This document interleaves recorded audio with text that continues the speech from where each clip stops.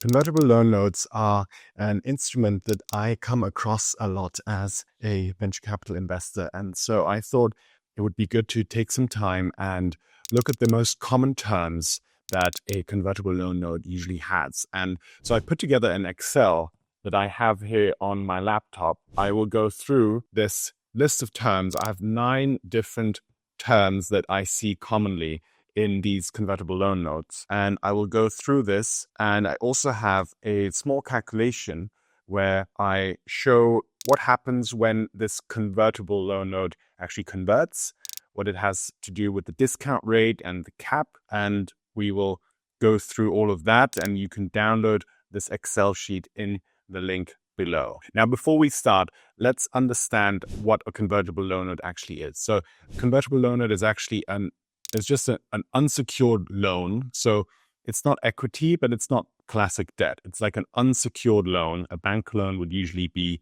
secured with something, assets of some sort. But this is unsecured, and it's designed to convert into equity at some point in the future. Now, why would a startup do such a thing? And why would investors in startups come together and do such a thing? The reason is because this is at a very early stage of the company. So usually when you're that early on, you don't know what the company's valuation is going to be eventually. So it's quite difficult to just put your finger out and say, okay, we're going to put a valuation on this company and invest in the stock of this company at this valuation, because you don't know. So what you do is you do a loan and then you say, okay, let's convert this loan into equity once we have a number. Let's get into this Excel model and look at the 9 things that convertible loan notes usually have. So here are the terms that I put together, and I'm going to split it up into investor friendly and founder friendly, because these terms, I see them in all kinds of variations. So I split it up into what it means for them to be founder friendly and what it means to be investor friendly. So first of all, you want to know how much do you need to raise, and then match that with how much investment do you get. So founder friendly, obviously it's better for you as a founder if you don't raise too much capital, because that will always mean that you dilute your own shares more. So you should only raise as much as you need. And I always tell founders, if you can bootstrap, you should absolutely bootstrap. There's no need to have VCs on your cap table to give you legitimacy. Like, if you can build a cash flow business, then just focus on that. But here we're looking at fundraising. So let's get into this. So smaller rounds minimize dilution, whereas for investors, if it's a larger round, then makes it worth the effort, if you will. Then you have to look at the minimum ticket. So you want a minimum ticket that is high enough that your investors are going to be fine with it. So because if you have only a few investors, then they might have control over your business and they might like collude against you. I'm not just being devil's advocate, but if you have a very small, if you accept like $1,000 investments, then you're going to have too many investors and that can ruin it for you as well. So you want to find somewhere in the middle, like 50K, 100K, maybe 10K. It depends on the scale that you're raising as well. Then you will have an interest rate. The interest rate,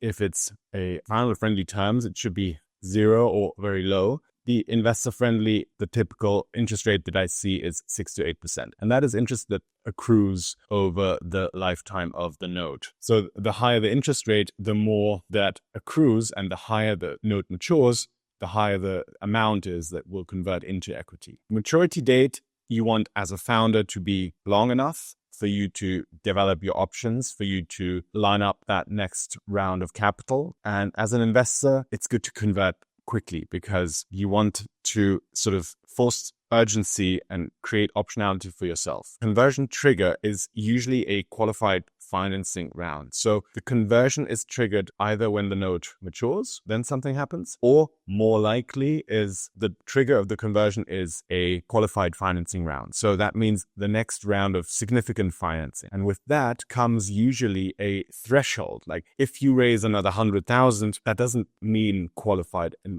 like financing round, because that might just be some more capital that you bring in to just bridge until you get to that Series A. But as a founder, you want to have that option to raise a little bit more on the side. As an investor, obviously you want to have a low threshold, because that means if the startup is not able to raise that much, and they thought they were going to do the qualified financing round, but they are not doing it, or that they can't get that to that number, then you still convert and you still get that equity that you're after. Valuation cap, we'll get into these details later, because we're going to look at the conversion mechanism here in a little bit more detail. But basically, the valuation cap is sort of a security to the investor. So if you have a low cap, that's good for the investor. High cap is more founder friendly. Conversion discount is a discount to the valuation that is going to be the qualified financing round. And the reason behind that is that you are taking some risk as an investor, and the people coming in at the qualified financing round, they don't have that risk that you had because you were in the company for all this time, bringing in most of the time the first capital. So that's why the investors get discount to that valuation. We'll look at how that works in detail on the other tab. Pro rata rights means that in the follow-on rounds, the investors are allowed to invest and keep their share. So let's say they get 3% in the qualified financing round through the conversion, and then they are allowed to keep investing to keep that 3%. It's an investor-friendly perk, but it's a very easy perk to give because it usually goes along with new financing rounds and they have to put money in to keep that. So yeah, it's not that bad. And I think as an investor, especially, I like to see that definitely. Information rights, that is also like now we're in the space of like nice add-ons, things that you might see in this document or that you might not even see. But as a founder perspective, you don't want too much work. So that's why you maybe put annual updates, even if you update more regularly, but you don't want to be tied to anything. Obviously, as an investor, you want more regular updates. I always recommend at least quarterly updates because that's just transparency that you owe your investors. Change of control treatment is basically what happens if all of a sudden you get an offer to be bought out by Amazon, let's say, for example. And so Amazon sends you this offer and you're like, okay, we're gonna take it. So this is not a qualified financing round. It's a merger. It's a buyout. So what happens to the note then? Obviously, as a founder, you want your other shareholders to get their fair share, but obviously not too much. Investor friendly would be if you get like a guaranteed 2x multiple if something like that happens. Okay, so now let's get into the conversion mechanism of this note. And I will walk you through this very simple table. There are more advanced Excel models about this, but what I want to show you here is just the mechanics of how it works. And you can expand on this. You can get another Excel model that is with options and whatnot, but this is just to explain to you what is going on. So let's say you go from top to bottom here. The blue cells are the ones that you change. The other cells are the calculation cells that you shouldn't touch. So let's say we have one founder. I put in a second founder here that you can play around with if there's two co-founders, but let's just say we have one founder and there's 1 million shares in the company. So now obviously we have 100% ownership by one person. Now there's a convertible loan note investment coming in, 100,000. We take 20% discount. We assume 8% interest rate and we have a valuation cap at 6 million. So these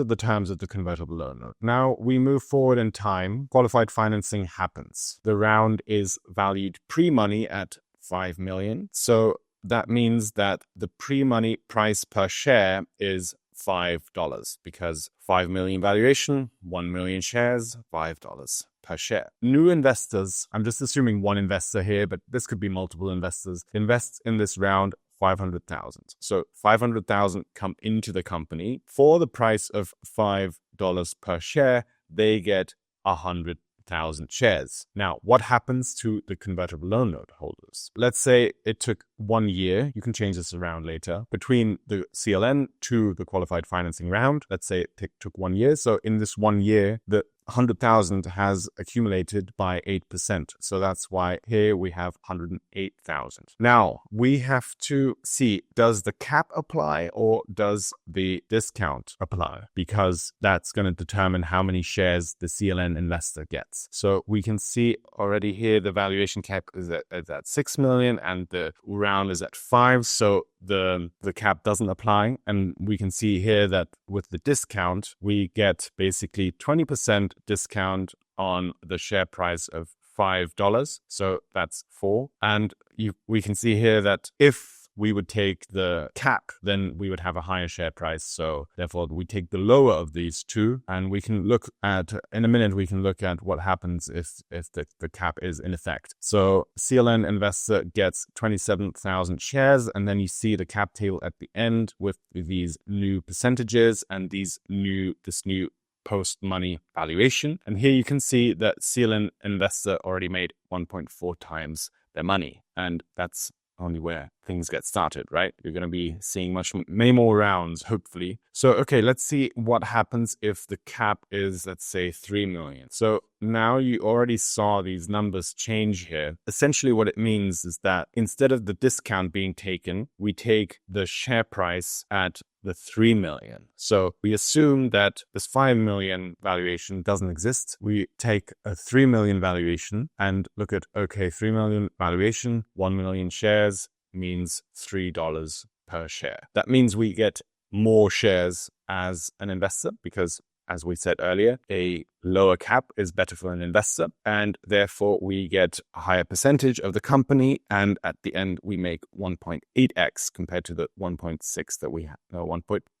What was it? Yeah, the number we had before. So there you have it. That changes these things. Make sure you like this video. If this was helpful for you, I wish you best of luck in your endeavors, and download the file in the link below, and best of luck to you. Speak soon.